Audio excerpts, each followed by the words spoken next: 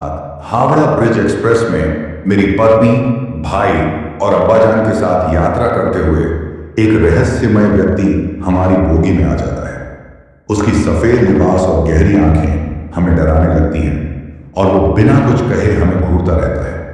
अचानक वो दरवाजे से कूदकर गायब हो जाता है और सुबह अखबार में उसकी तस्वीर देखकर हमें पता चलता है कि वो व्यक्ति 1962 में मृत पाया गया था। हमें एहसास होता है कि वो जीवित नहीं था, लेकिन सवाल ये है कि वो हमारी ट्रेन में क्या कर रहा था। तो दोस्तों, कहानी शुरू करने से पहले मुझे आपसे एक छोटी सी रिक्वेस्ट है कि अगर आप लोग मेरे चैनल पर नए हैं तो मेरे चैनल को सब्सक्राइब करें और मेरी वीडियो को लाइक करें। तो चलिए दोस्तों, बिना समय बर्बाद किए कहानी शुरू करते हैं। हम रात के करीब 11:30 बजे हावड़ा ब्रिज एक्सप्रेस में सवार हुए। मैं अली कुरैशी, मेरी पत्नी समीरा, मेरा छोटा भाई फहीम और हमारे अब्बाजान, हम सब पटना जा रहे थे। गाड़ी के डिब्बे में हल्का सा अंधेरा था। बस बाहर से आती स्ट्रीट लाइट की रोशनी खिड़की से अंदर झांक रही थी। समीरा ने अपने बैग से पानी की बोतल निकाली और एक घूंट लेकर बोली, थोड़ा अजीब लग रहा है ना? मैंने मुस्कुरा कर कहा, तुम हर सफर में ऐसा ही कहती हो, सब ठीक है। अब्बाजान कुरान पढ़ रहे थे और फहीम मोबाइल पर कुछ देख रहा था। गाड़ी धीरे धीरे हावड़ा स्टेशन से बाहर निकल रही थी। पटना के लिए हमारी रात की यात्रा शुरू हो चुकी थी। सब कुछ सामान्य लग रहा था जब तक कि वो आदमी नहीं आया। रात ठीक 12 बजे जब ट्रेन आसनसोल पार कर रही थी, दरवाजे के पास खड़ा एक आदमी हमारी ओर बढ़ा। लंबा कद, सफेद लिबास, सफेद दाढ़ी और गहरी आंखें। वो हमारे सामने की सीट पर बैठ गया, मगर एक शब्द भी नहीं कहा। उसकी आंखें बस हमें घूरे जा रही थी। ऐसा लग रहा था जैसे वो हमें पहचानता हो। मैंने गौर किया कि उसके पैर जमीन पर नहीं टिक रहे थे, मानो वो जमीन से थोड़ा ऊपर बैठा हो। समीरा ने हल्की आवाज में मुझसे कहा, अली, यह आदमी कुछ अजीब है। मैंने उसे इशारे से चुप रहने को कहा। आदमी के चेहरे पर न कोई हाव भाव थे, न ही कोई जीवन। वो बस हमें देखे जा रहा था। करीब आधे घंटे बाद अचानक ट्रेन के झटके से मेरी आंख खुली। मैंने देखा कि वो आदमी अब भी हमें देख रहा था, बिना पलक झपकाए। अब्बाजान ने धीरे से उससे पूछा, बेटा कहाँ जाना है? उसने कोई जवाब नहीं दिया। फहीम ने घबराकर मेरी ओर देखा। मैं भी असहज महसूस करने लगा। रात के करीब 3 बजे वो आदमी अचानक उठ खड़ा हुआ और बिना कुछ कहे दरवाजे की ओर बढ़ा। जैसे ही ट्रेन ने एक ब्रिज पार किया, वो आदमी दरवाजे से बाहर कूद गया। हमने घबराकर खिड़की से झांका, मगर नीचे कुछ भी नहीं दिखा, बस घना अंधेरा और बहती हुई नदी। समीरा ने कांपते हुए कहा, यह आदमी गायब कैसे हो सकता है? सुबह जब पटना पहुंचे तो प्लेटफॉर्म पर रखे एक अखबार पर मेरी नजर पड़ी। पहली खबर ने मेरी रूह कंपा दी। उसमें उसी आदमी की तस्वीर थी। हेडलाइन पढ़ी, दयानंद स्वामी आखिरी बार 1962 में जिंदा देखे गए, हावड़ा ब्रिज पर मृत पाए गए, लेकिन उनका शव कभी बरामद नहीं हुआ। मैंने कांपते हुए अखबार फहीम को दिखाया। समीरा पीछे हट गई। अब्बाजान कुछ नहीं बोले, बस चुपचाप आसमान की ओर देखने लगे। हमें एहसास हो चुका था कि जो आदमी हमारी बोगी में बैठा था वो कोई जिंदा इंसान नहीं था, लेकिन एक सवाल अब भी बाकी था। अगर वो आदमी सच में मर चुका था तो वो रात में हमारी ट्रेन में क्या कर रहा था? मुझे अब भी याद है जब अखबार मेरे हाथ से छूटकर जमीन पर गिरा था। सुबह के करीब 7:30 बज रहे थे। पटना जंक्शन पर हलचल बढ़ने लगी थी। मैं, समीरा, फहीम और अब्बाजान अब तक सकते में थे। स्टेशन पर लोग इधर उधर भाग दौड़ कर रहे थे, पर हमें तो बस एक ही चीज दिख रही थी, वही चेहरा, वही सफेद लिबास, वही गहरी आंखें जो रात भर हमें घूरती रही। समीरा ने मेरी बांह पकड़ ली। उसकी उंगलियां ठंडी हो चुकी थी। फहीम ने कांपते हुए धीरे से कहा, भाई ये कैसे हो सकता है? मैंने झटके से इधर उधर देखा। अचानक ऐसा लगा जैसे भीड़ में वही आदमी खड़ा था, हमारी तरफ देखता हुआ, मगर जैसे ही मैंने पलक झपकाई वहां कोई नहीं था। अब्बाजान ने गहरी सांस ली और बोले, चलो यहां से निकलते हैं। हम सामान समेटकर स्टेशन से बाहर निकले। बाहर पटना की सड़कें हल्की ठंड में भी हलचल से भरी थी। सुबह के करीब 8 बज रहे थे। चाय की दुकानों से उड़ती भाप, ऑटो वालों की आवाजें और हॉर्न की गूंज माहौल को सामान्य बना रही थी, लेकिन मेरे अंदर कुछ भी सामान्य नहीं था।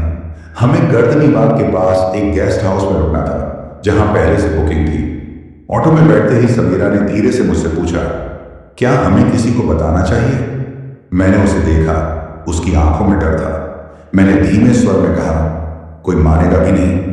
फहीम अब भी चुप था, उसकी नजरें सड़क पर थीं। अब्बा जान ने बस सिर झुका लिया। करीब 20 मिनट बाद हम गेस्ट हाउस पहुंचे। पुरानी इमारत थी लेकिन साफ सुथरी।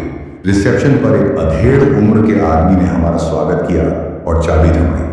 कमरा दूसरी मंजिल पर था। जैसे ही हम अंदर पहुंचे, समीरा ने पर्दा हटाया और खिड़की से बाहर झांका।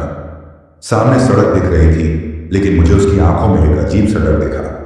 क्या हुआ? मैंने पूछा। उसने कुछ नहीं कहा, बस धीरे से खिड़की बंद कर दी। फहीम बिस्तर पर बैठते ही बोला, भाई वो आदमी, उसने हमें ही क्यों देखा? मुझे खुद इसका जवाब नहीं पता था। अब्बा जान अपना कुर्ता ठीक करते हुए बोले, कुछ चीजों के जवाब तलाशने का कोई फायदा नहीं। जितनी जल्दी भूल सको भूल जाओ। लेकिन क्या हम भूल सकते थे? शाम के करीब 7 बजे जब पटना की सड़कें हल्के धुंधलके में डूबने लगी, हम खाने के लिए गेस्ट हाउस के नीचे बने रेस्तरां में आए। माहौल हल्का था, लोग बातें कर रहे थे, कहीं से हंसी की आवाज आ रही थी। हमने खाने का ऑर्डर दिया और जब तक खाना आता मैं मोबाइल में वो खबर फिर से ढूंढने लगा। दयानंद स्वामी आखिरी बार 1962 में जिंदा देखे गए। मैंने थोड़ा और गूगल किया, इस नाम से जुड़ी कोई और खबर नहीं मिली। क्या देख रहे हो? समीरा ने पूछा। बस ऐसे ही, मैंने फोन लॉक कर दिया।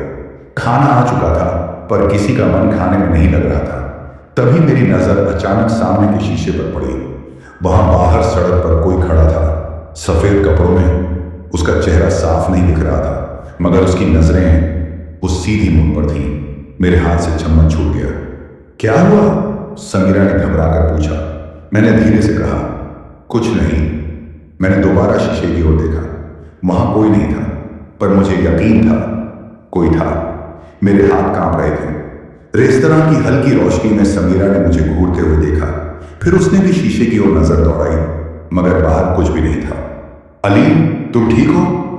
उसकी आवाज में घबराहट थी। मैंने जबरदस्ती मुस्कुराने की कोशिश की। हाँ, शायद मुझे भ्रम हुआ, लेकिन मैं जानता था यह कोई भ्रम नहीं था। रात के करीब 10:30 बज चुके थे। पटना की सड़कें अब सुनसान होने लगी थीं। गेस्ट हाउस लौटते हुए फहीम बार बार पीछे मुड़कर देख रहा था।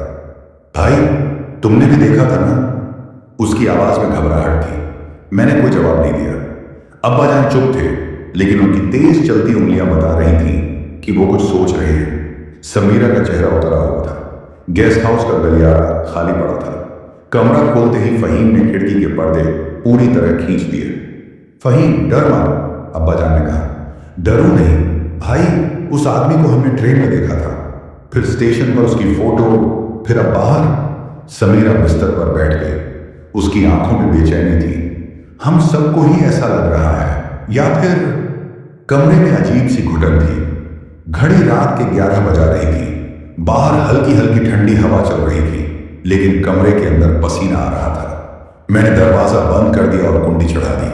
फिर पानी की बोतल उठाई, लेकिन मेरा हाथ लड़खड़ा गया। पानी का ढक्कन गिरकर जमीन पर लुढ़क गया।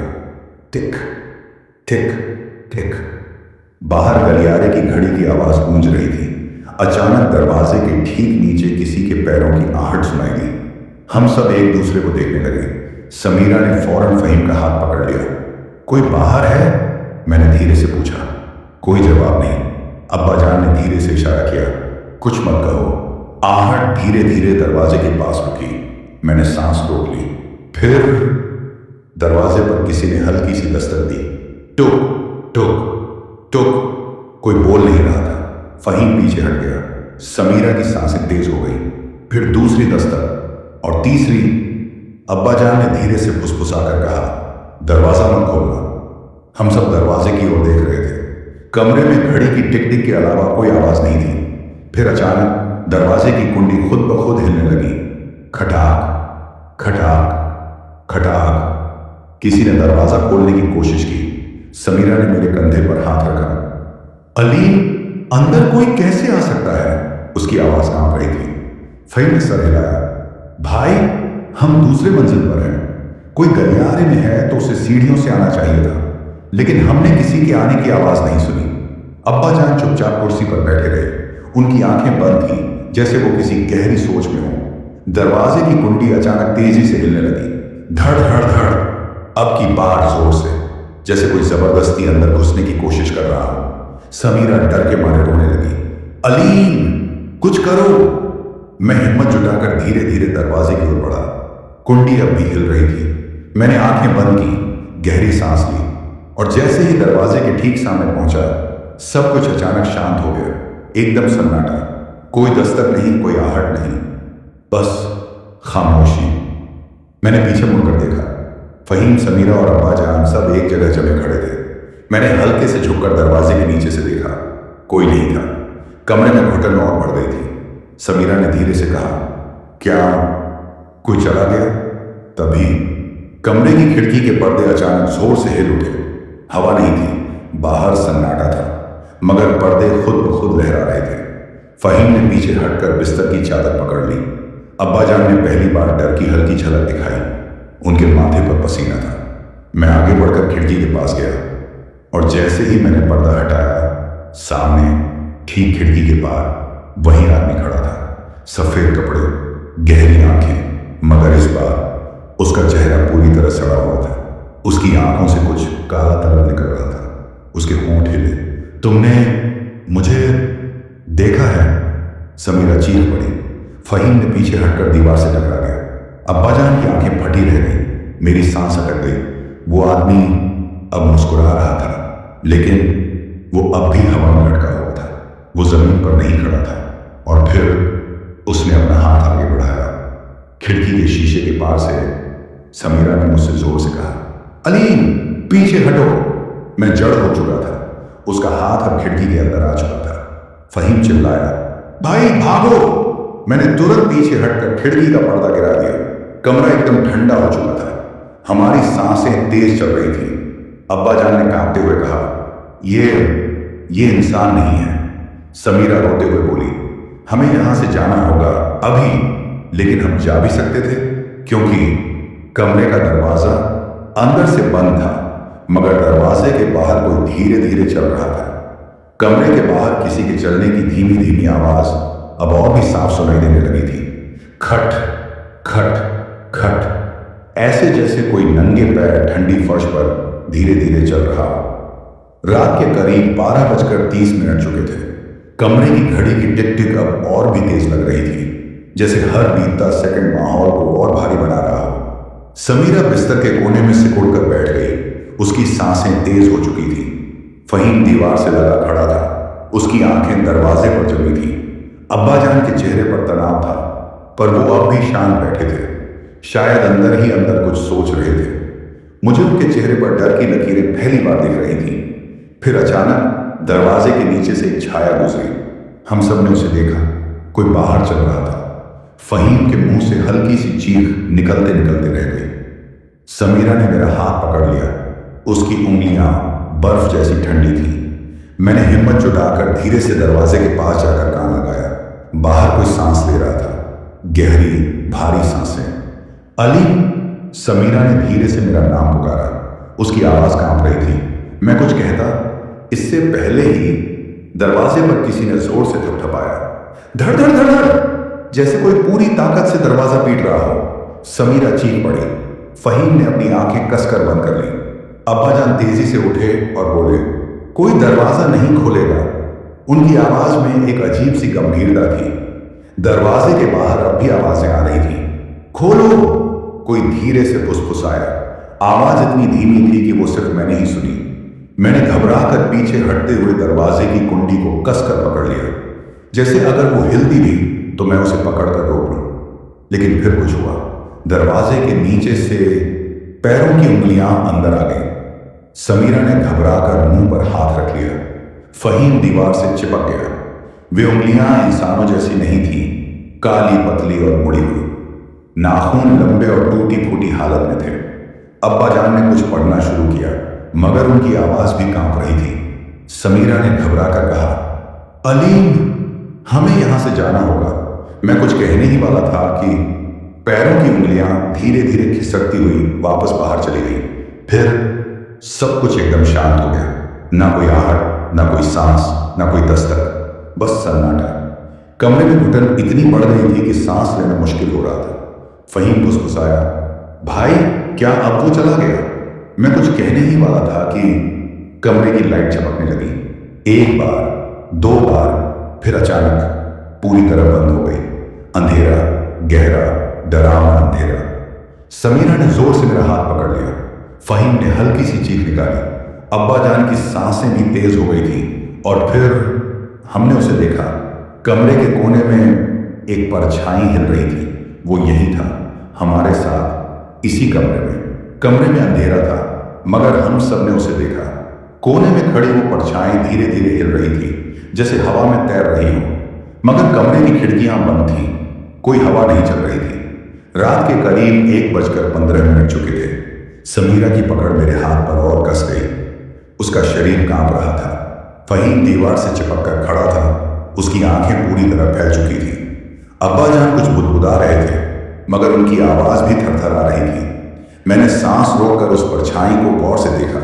अब तक वह कोने में खड़ी थी मगर अचानक वो हिलने लगी, धीरे धीरे, और फिर झटके से आगे बढ़ी, सीधा हमारी ओर। समीरा की हल्की सी चीख निकल गई। मैंने झटके से अपने मोबाइल का टॉर्च ऑन किया और उस कोने की ओर रोशनी डाली। कुछ नहीं था, वो परछाई गायब हो चुकी थी। कमरे में अब भी घुटन थी। ऐसा लग रहा था जैसे कोई हमें देख रहा हो लेकिन नजर नहीं आ रहा।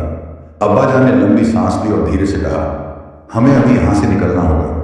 समीरा ने तुरंत सिर हिलाया, हाँ हमें अभी जाना होगा। फहीम ने झिझकते हुए कहा, लेकिन बाहर? क्या वो बाहर है? मैंने दरवाजे की तरफ देखा।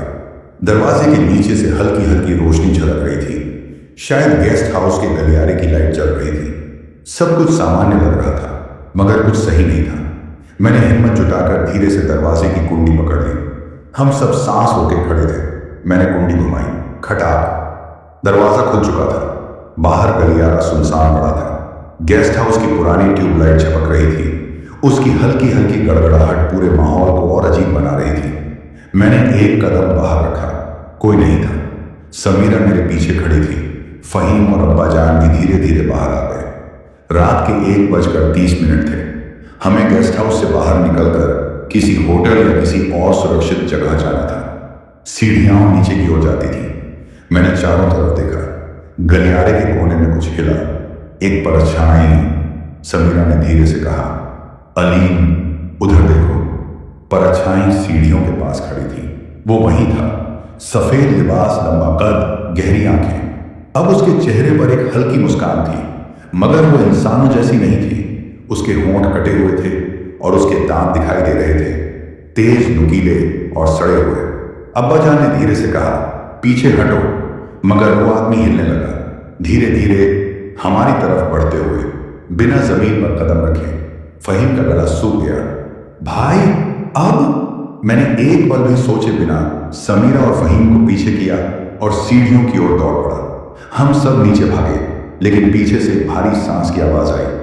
बहुत करीब से वो हमारे पीछे आ रहा था। सीढ़ियों पर भागते हुए मेरी नजर गलियारे में रखे एक पुराने शीशे पर पड़ी। उसमें कुछ दिखा। हम भाग रहे थे लेकिन शीशे में कुछ और दिख रहा था।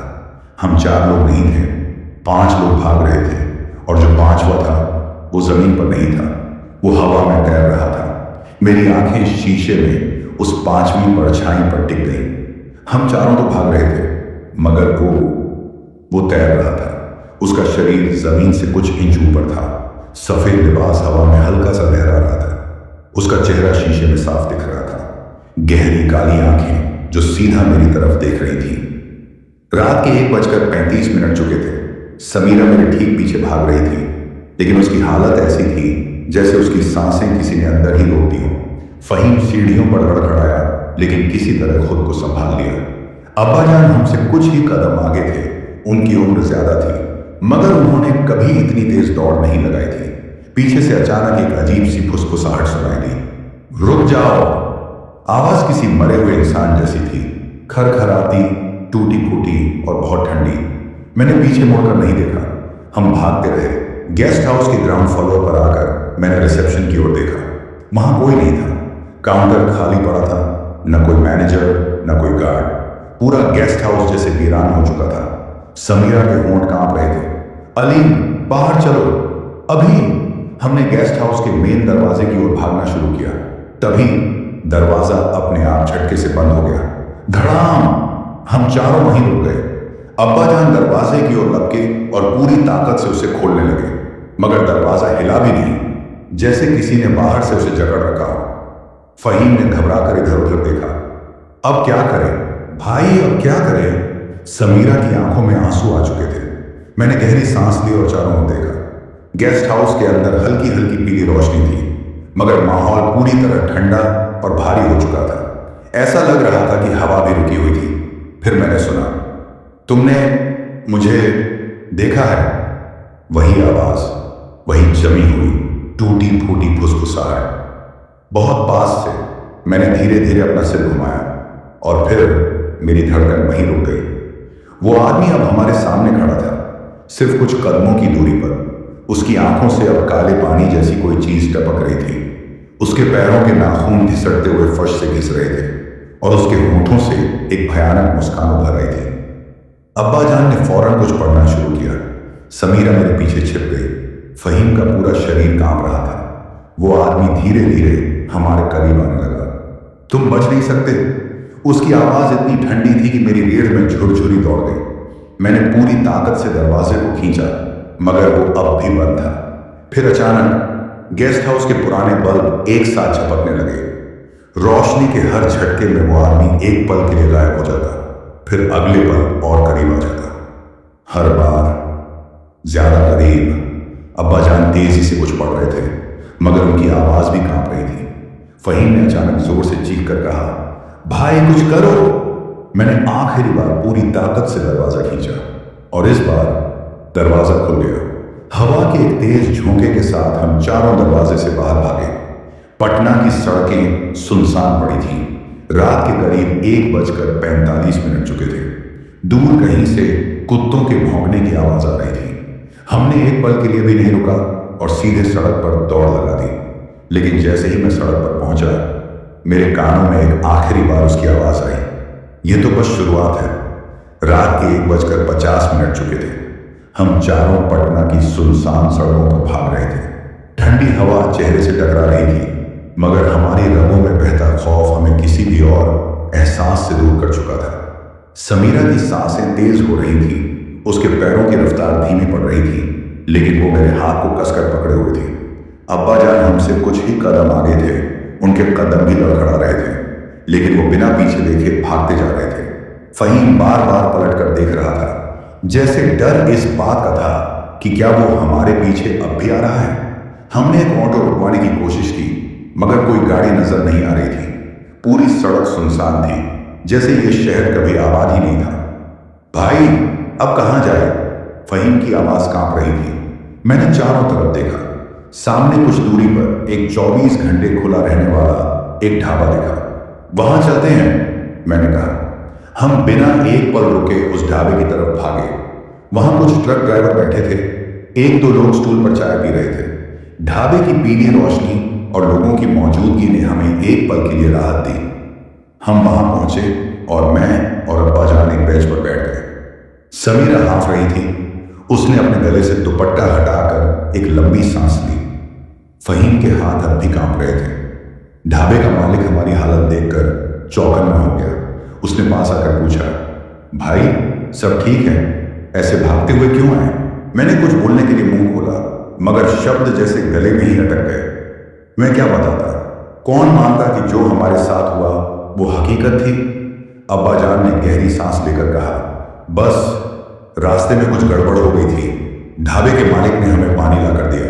समीरा ने झट से बोतल पकड़ी और एक घूंट लिया, मगर उसके हाथ अब भी कांप रहे थे। भाई कुछ अजीब हो रहा है, फहीम ने धीमे से कहा। मैंने उसकी आंखों में देखा, वो पूरी तरह डरा हुआ था। अभी भी लग रहा है कि कोई देख रहा है। मुझे भी ऐसा ही लग रहा था। हम अकेले नहीं थे। हमारे आसपास लोग बैठे थे, लेकिन कोई था जो हमें घूर रहा था। मैंने धीरे धीरे सिर घुमाया और ढाबे के कोने में बैठे एक आदमी पर नजर पड़ी। सफेद कपड़े, गहरी आंखें, मगर उसका चेहरा झुका हुआ था। वो एक ट्रक ड्राइवर के साथ बैठा था, लेकिन बिल्कुल भी हिलडुल नहीं रहा था।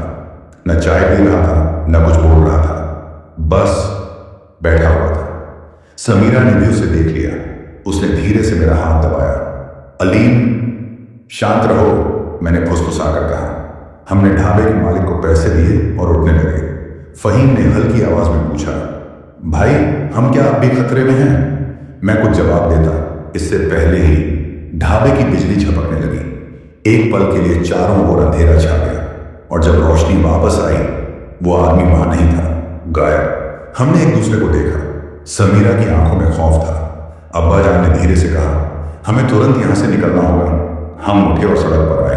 अब पटना की सड़कों पर हलचल थी। कुछ ऑटो और गाड़ियां दिख रही थी। हमने एक ऑटो रोका।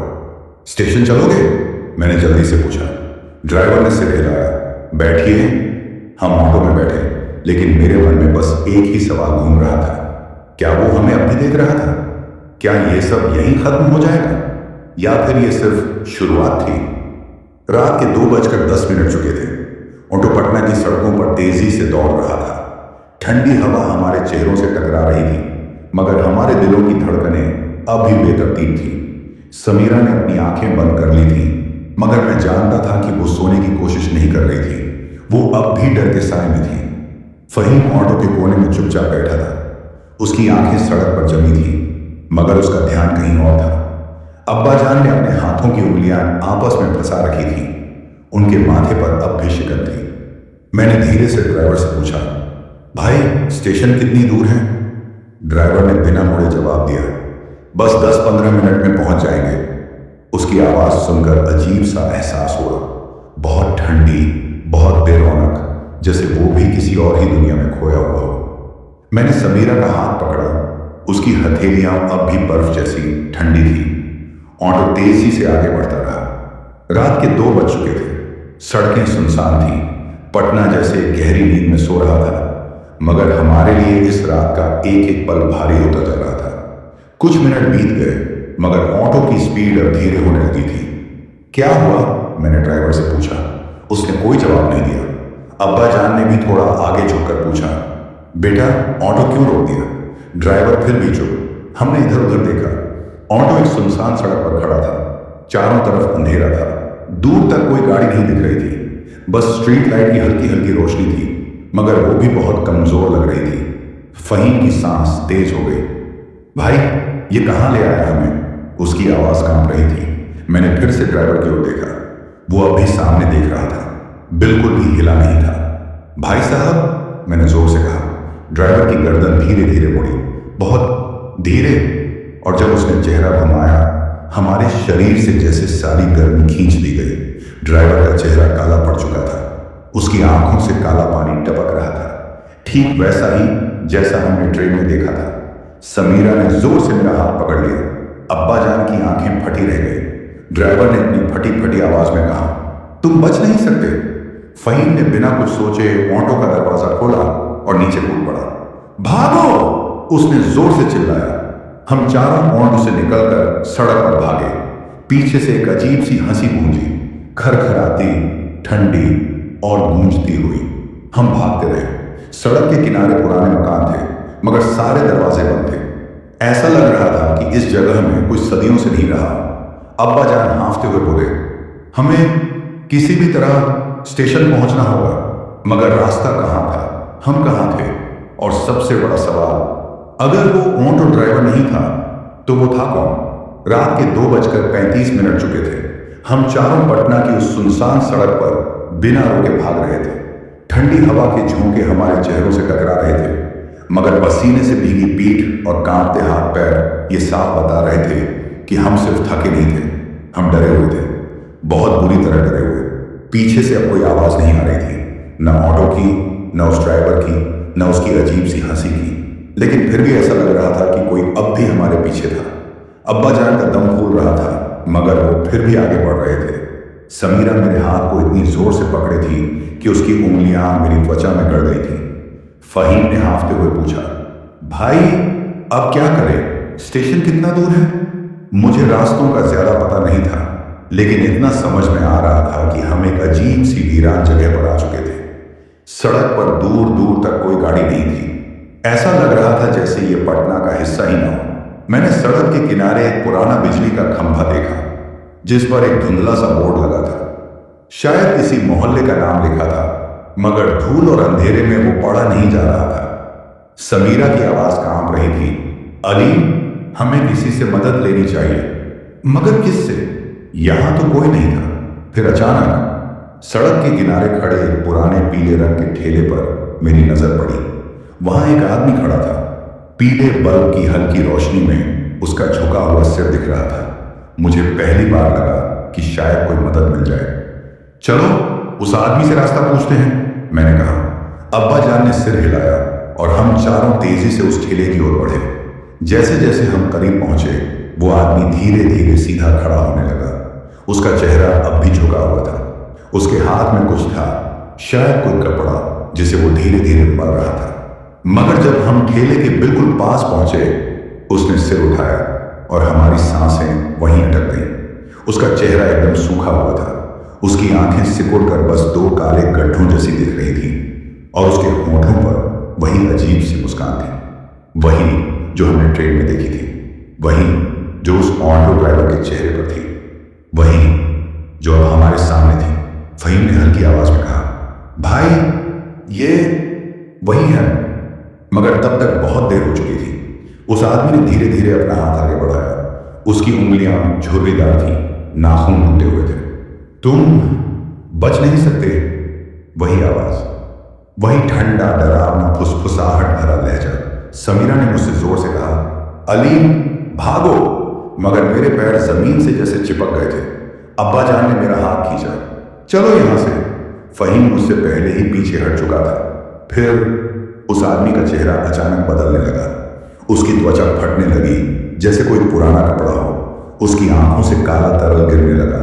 उसके नाखून और लंबे हो गए। वो अब हिलने लगा था हमारी तरफ बढ़ते हुए, लेकिन इस बार वो जमीन से ऊपर उठ चुका था। समीरा ने जोर से चिल्लाया। अब्बा जान ने पीछे खींचकर मेरा हाथ पकड़ लिया और हम पूरी ताकत से भागने लगे। पीछे से अब एक अजीब सी गूंज सुनाई दे रही थी। कोई फुसफुसा रहा था, कोई हंस रहा था, कोई हमारे पीछे दौड़ रहा था। रात के 2:45 चुके थे और हमें नहीं पता था कि हम बच पाएंगे या नहीं। रात के 2:50 चुके थे। हम तेजी से भागते हुए उस सुनसान सड़क से दूर निकलने की कोशिश कर रहे थे। पीछे से आती वो अजीब सी फुसफुसाहट अब भी हमारे कानों में गूंज रही थी। फहीम का हाथ मेरे कंधे पर था, जैसे वो मुझे रोकना चाहता हो। भाई पीछे मत देखना। मैंने उसकी आवाज में डर महसूस किया, लेकिन मेरा मन नहीं माना। मैंने सिर घुमाया और मेरी धड़कन वहीं रुक गई। वो आदमी अब हवा में था, जमीन से 2 फीट ऊपर, सफेद कपड़े लहराते हुए। उसकी आंखों से अब भी काला तरल टपक रहा था और उसकी मुस्कान पहले से भी ज्यादा भयानक हो गई थी। तुम भाग नहीं सकते। आवाज इतनी ठंडी थी कि लगा जैसे हड्डियां जम जाएंगी। अब्बा जान ने जोर से मेरा हाथ पकड़ा और कहा, सीधा भागो, मत देखो पीछे। समीरा का हाथ मेरे हाथ में था। उसकी पकड़ इतनी कस गई थी कि दर्द होने लगा। रात के 2:55 चुके थे। हम सड़क पर भागते रहे। कोई गाड़ी नहीं, कोई इंसान नहीं, बस हम और वो। अचानक दूर एक ब्लू लाइन बस स्टॉप दिखा। वहां एक आदमी खड़ा था। मैंने राहत की सांस ली। कोई जिंदा इंसान। चलो वहां चलते हैं, मैंने हड़बड़ाकर कहा। हम बस स्टॉप की ओर दौड़ पड़े, लेकिन जैसे ही हम पास पहुंचे, उस आदमी ने धीरे से सिर उठाया और हमारे शरीर में खून जैसे जम गया। वो वही था, वही चेहरा, वही गहरी सड़ी हुई आंखें, वही काला तरल। अब्बा जान ने पीछे हटकर कहा, या अल्लाह। हम तुरंत दूसरी दिशा में भागे। अब ऐसा लग रहा था कि हम कहीं फंस चुके थे। जहां भी जाते वो पहले से वहां होता। बस स्टॉप पर, गली के कोने पर, सड़क किनारे किसी खंभे के पास, हर जगह। रात के 3 बज चुके थे।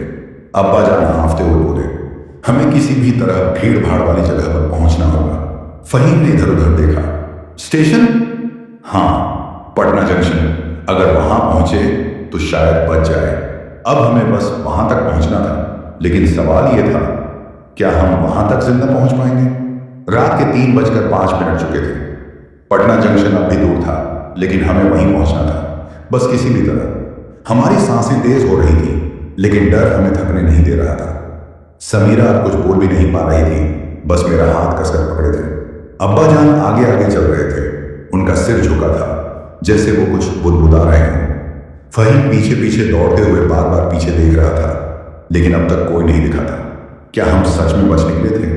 सड़क अब थोड़ी रोशन लग रही थी। शायद हम शहर के ज्यादा आबादी वाले हिस्से की तरफ आ चुके थे। लेकिन तभी फहीम अचानक रुक गया। मैंने महसूस किया कि वो अब मेरे ठीक पीछे नहीं था। मैंने तुरंत मुड़कर देखा। फहीम सड़क के बीचों बीच खड़ा था। उसकी आंखें फैल चुकी थी, उसका मुंह आधा खुला हुआ था। समीरा ने घबरा कर कहा, फहीम क्या हुआ? उसने धीरे से अपने कांपते हुए हाथ से सामने इशारा किया। हमने उसकी नजर का पीछा किया और जो हमने देखा उसने हमारे पैरों के नीचे से जमीन खींच ली।